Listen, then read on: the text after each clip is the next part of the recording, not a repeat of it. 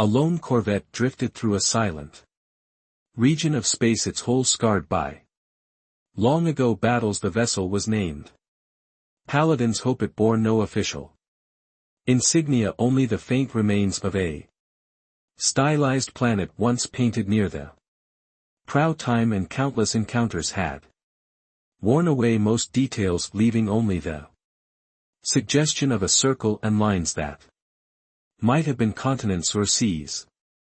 Within that Corvette's cramped bridge, a small crew maintained a constant vigil, scanning for hazards, listening for signals. Their mission was neither glorious nor widely praised, yet each member of the crew carried a fierce dedication born of what humanity had endured over centuries. They came from a dozen scattered colonies. Some were the last children of star systems overrun by an alien empire called the Renar Collective.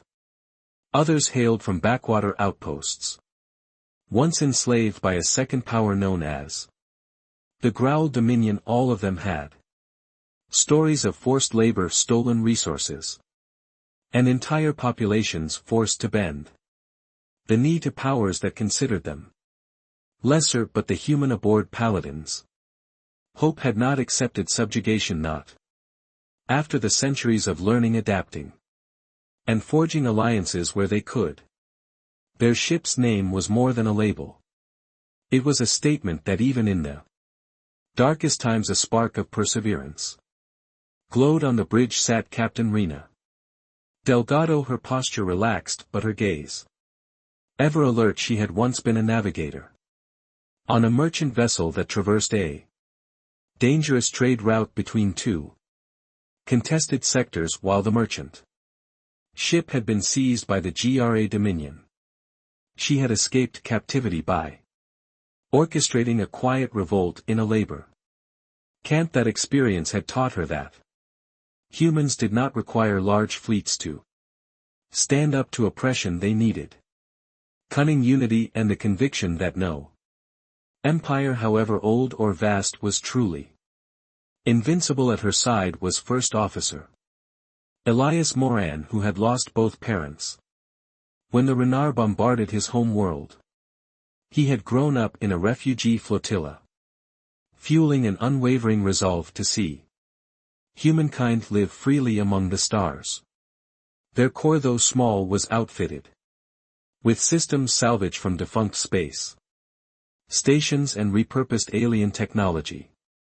The corridors were a patchwork of steel from half a dozen different yards, so each hallway told a silent story of desperate construction. Some compartments bore the grimy marks of quick welding done in hidden docks, but it flew, and it carried a powerful sensor suite that allowed the crew to detect threats long before stumbling onto them. Rumor had it that if the Paladin's Hope were cornered, it had a few teeth in the form of a rail gun and a missile launcher, but the ship's best weapon was Usully stealth.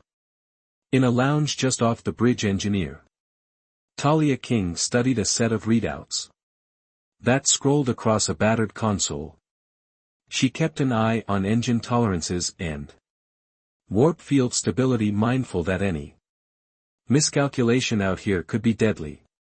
Her father had once toiled in the orbital factories of a powerful alien empire, building starships that would later threaten other innocents. He had told her bedtime tales of Earth's ancient triumphs before it scattered diaspora. Talia carried those memories like a quiet ember, stoking them whenever cynicism or despair threatened to overwhelm her. Her creed was simple: no matter how meager your resources, you leverage them into something greater. She had turned the Paladin's Hope's ramshackle propulsion into an efficient beast that ran on scraps, always ready to flee when heavier warships prowled the region. Most in the wider galaxy dismissed humans as disorganized remnants. The Renar Collective believed that humanity, once strong centuries ago,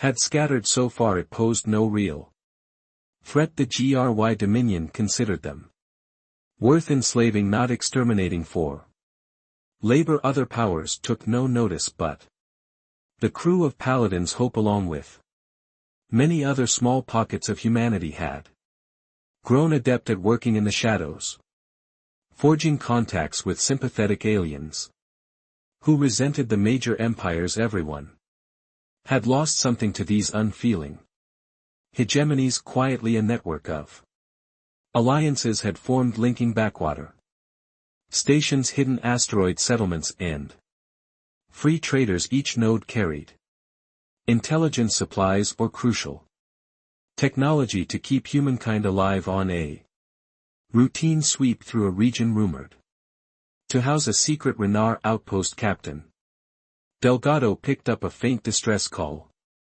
The signal was so weak that it nearly blended into cosmic background noise, but Talia's modifications allowed them to isolate it. The crew recognized an old Terran emergency code that alone made it worth investigating, for it could mean a Terran settlement was in trouble, or perhaps a drifting vessel that needed rescue. Even if it turned out to be a trap, ignoring it was not an option. Delgado set cord, pushing the Corvette's engines to cross the distance with caution. They had no illusions that they could take on a powerful Empire's fleet. But they were not about to let a cry for help go unanswered. As they neared the coordinates, they detected debris, twisted metal that had once been part of a freighter. Sensor sweeps revealed environmental suits drifting in vacuum, some with life signs precariously low. Paladin's Hope extended its grapplers, securing the suits and bringing them into the cargo bay. Medical Officer Jan Cross hurried to treat the survivors. Among them was a woman named Saw Mills, who wore a patch from an independent Terran enclave in a sector far from here. She was delirious, wounds from shrapnel and oxygen deprivation once stabilized. She whispered Heli of an attack. She explained that her freighter had been carrying grain from a remote Terran colony to another outpost in transit. They were ambushed by a Renar raiding craft. Saw believed the Renar had discovered her colony's location and intended to seize it for resources, or worse, subjugate its people. She did not know if the rest of the freighter crew survived. All she knew was that the Renar had left her vessel a smoking ruin, then departed, presumably to continue their mission. Her panic was clear. If the Renar found that colony, they could easily overrun it with the advanced warships at their disposal.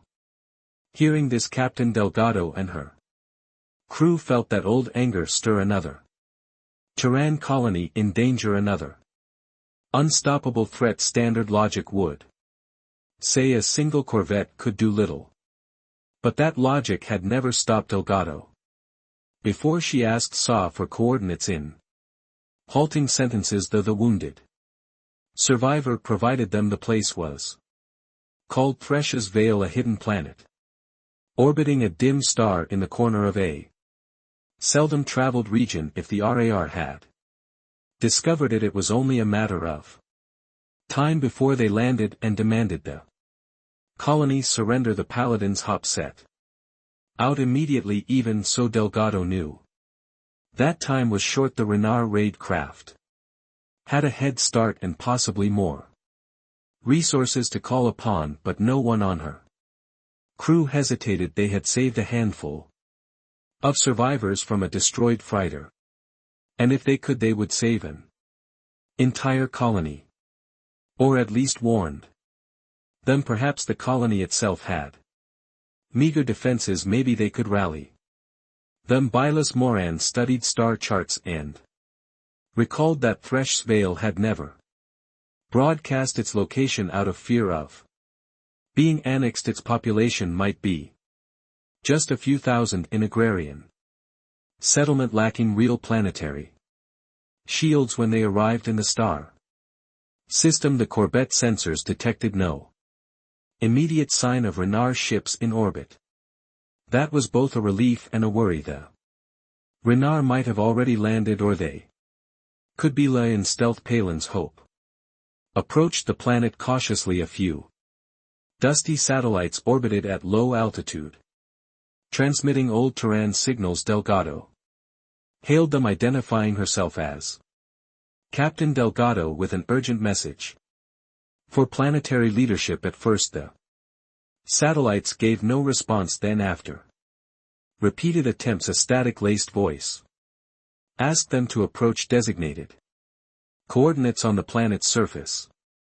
Fresha's Vale was a warm world with fertile plains and scattered forests. The settlement Delgado landed near was modest wooden structures, a few steel framed buildings, farmland stretching to the horizon. Locals gathered as the Corvette touched down, faces showing curiosity and concern. Delgado, Talia, and Elias disembarked, arms raised in a gesture of peace. They were met by a man named Garrett, who claimed to be one of the colony's coordinators. He wore simple clothes, had calloused hands from farmland labor, and carried the posture of someone burdened by daily struggles, yet unwilling to bend. In a small meeting hall, Delgado explained that a Renard raiding craft was likely en route to seize the planet. She advised immediate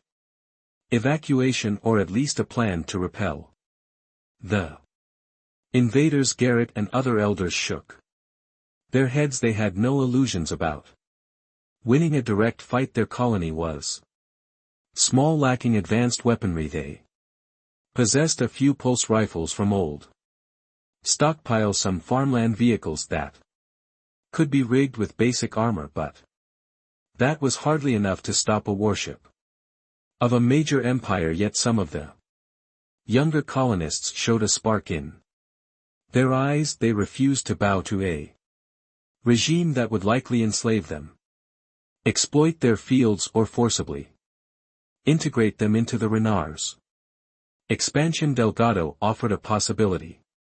If they sabotaged the enemy's ship after it landed, maybe they could hold them off. The Paladin's hope was not suited for a starship duel, but the Renard might be vulnerable on the ground, especially if they underestimated these primitive farmers. The elders wavered. They did not wanted to see their home turned into a war zone, but Garrett recognized the truth. If they did nothing, the Renard would claim everything the colony could be stripped of independence. So with a heavy heart, he and a few others agreed to let Delgado's crew organize a defense. They had at most a day or two guessing. By the timing Sa had relayed the settlement's farmland became an impromptu training ground. Young men and women who had grown up plowing fields learned to hold rifles. Talia King used her engineering know-how to rig farmland equipment with plating. She even jerry-rigged a few old anti-vehicle mines from crates the colony had hidden away, relics from long-lost Terran caches.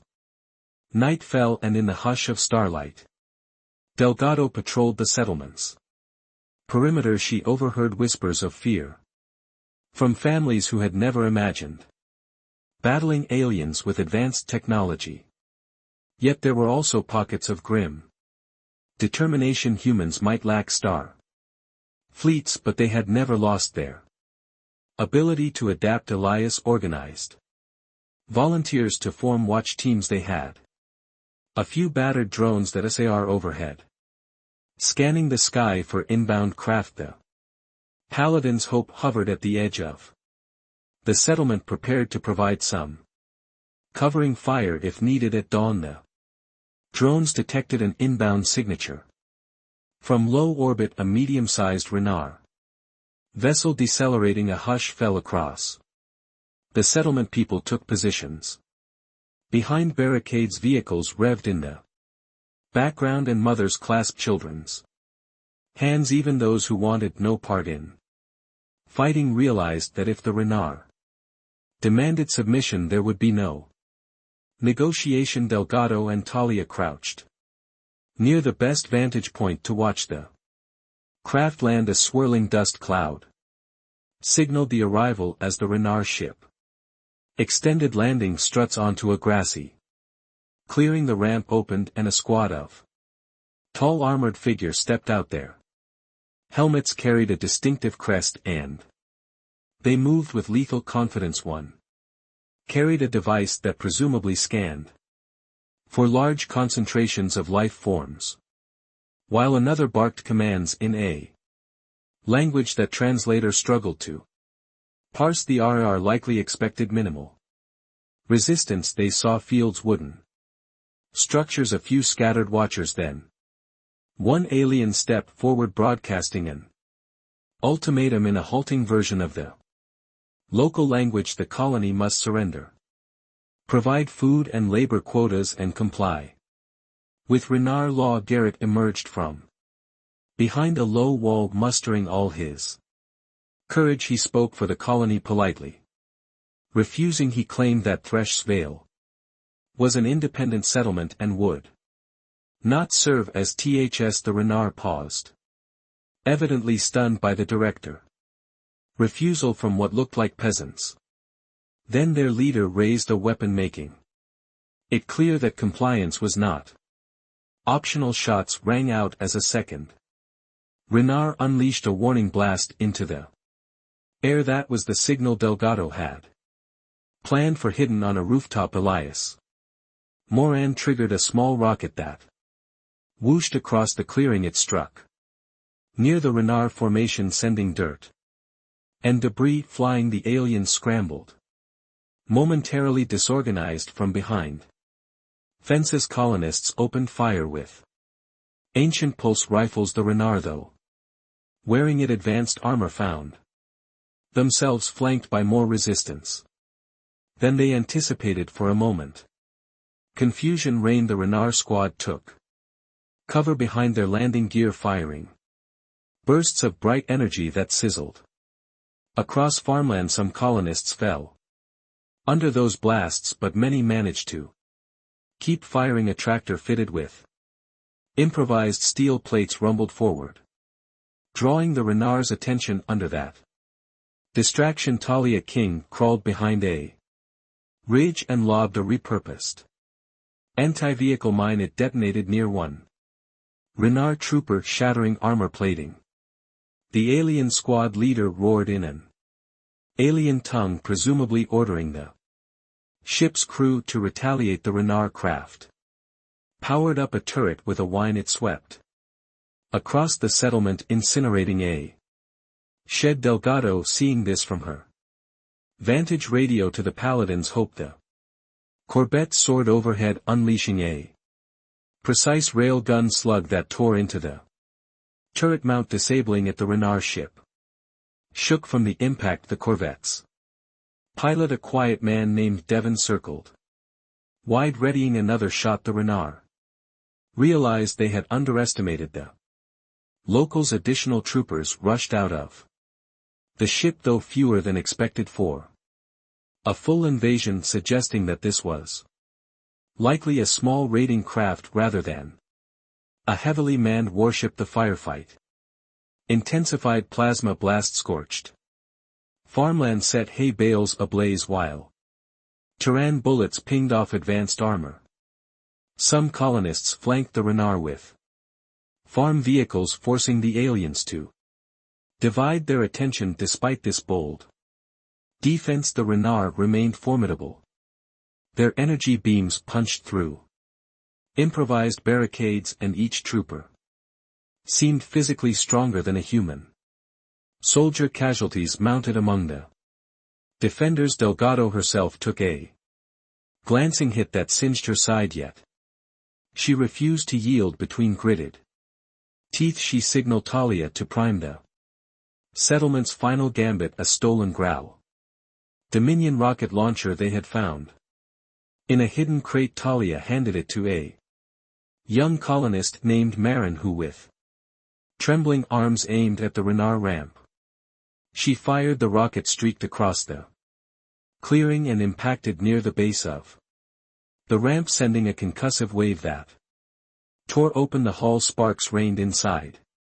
The alien vessel, shaken by the direct hit, the Renar squads retreated behind the partial cover of their craft. Meanwhile, Paladin's Hope maneuvered overhead, firing a rail slug that crated the ground near the starboard thrusters. The Renar engine sputtered, metal twisted.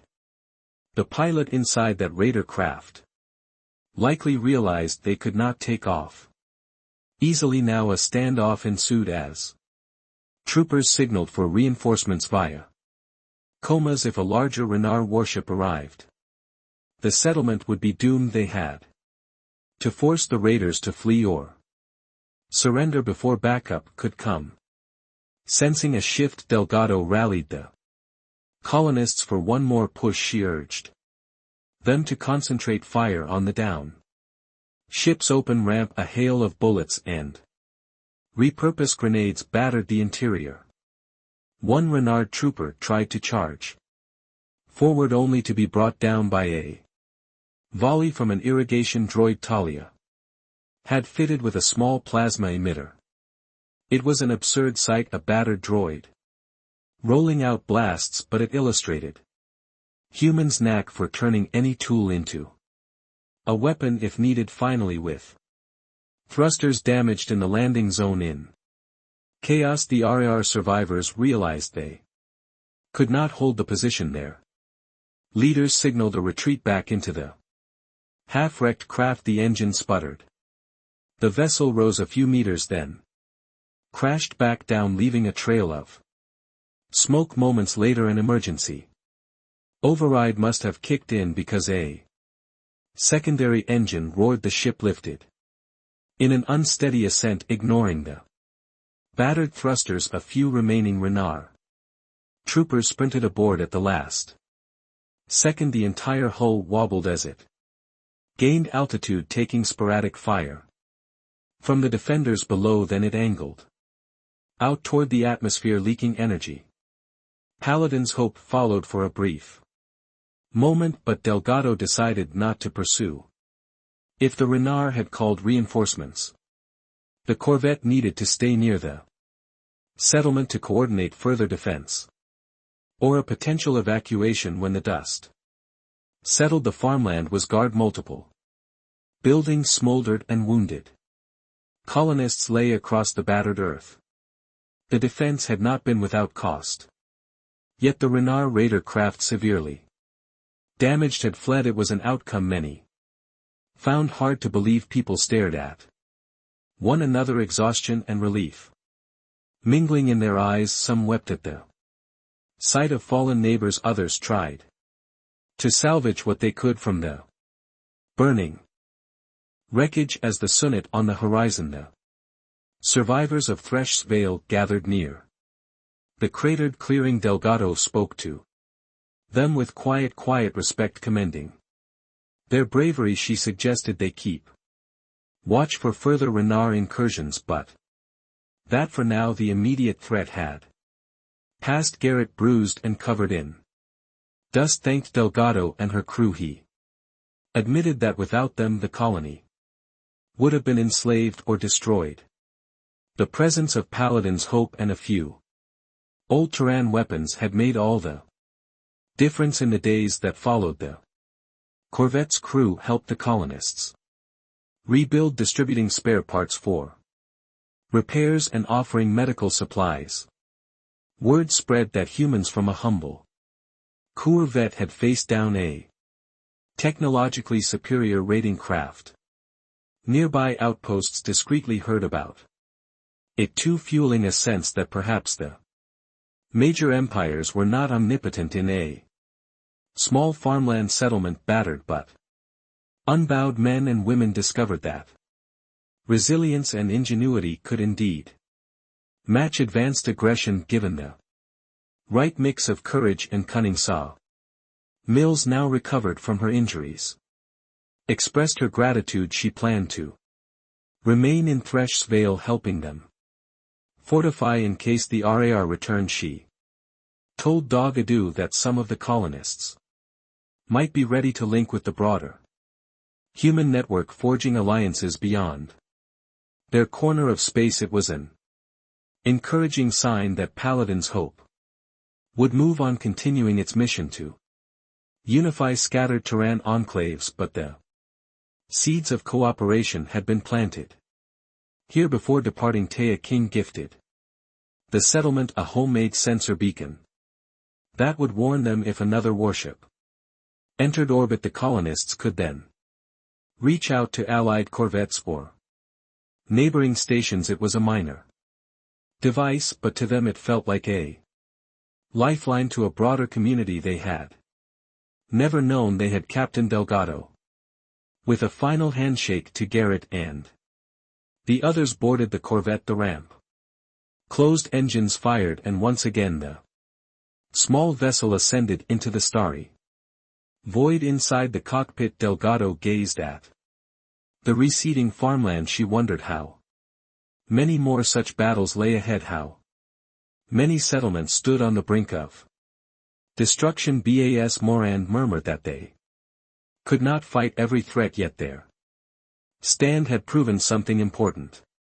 People in the region would hear of it, realize that a determined group could resist. Talia King nodded, reminding them that humankind thrived when forced to improvise. Each small victory, each saved colony built momentum. They might never form a conventional navy to rival the Renar or grow dominion, but they did not need to. They needed only to keep forging ties, sabotaging the oppressor confidence, and demonstrating that humans were not a people to be trampled quietly. The Paladin's hope engaged its warp drive, vanishing from Thresh Svale's orbit in the swirling lines of faster than light travel. The crew felt neither try nor complacency. They felt a sense of renewed purpose. Today it was one small colony.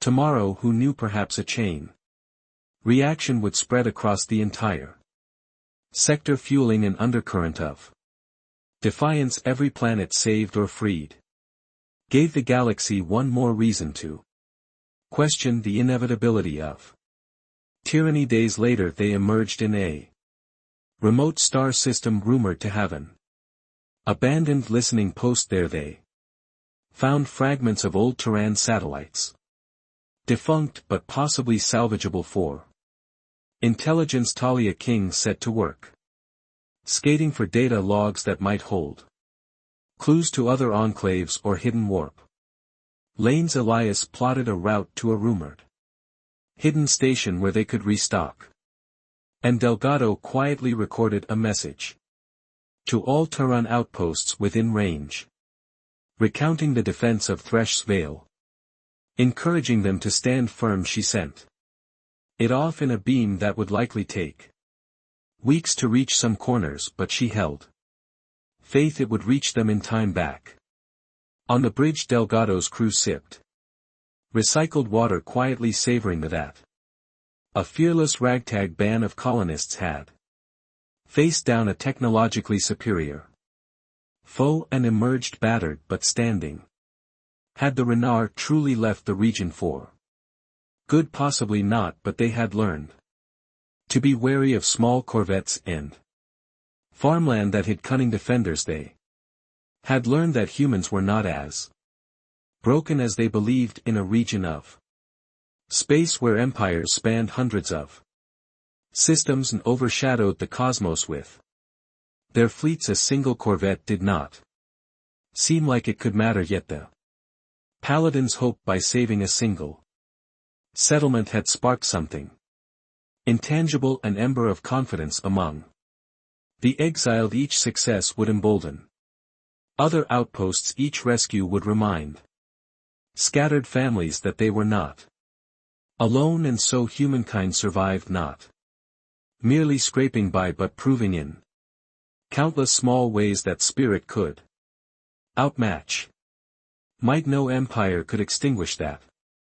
entirely. As the Corvette's warp drive Spooled for its next jump. Talia shared a small smile with Elias, who nodded. Captain Delgado checked final readings. They engaged the field and stars blurred.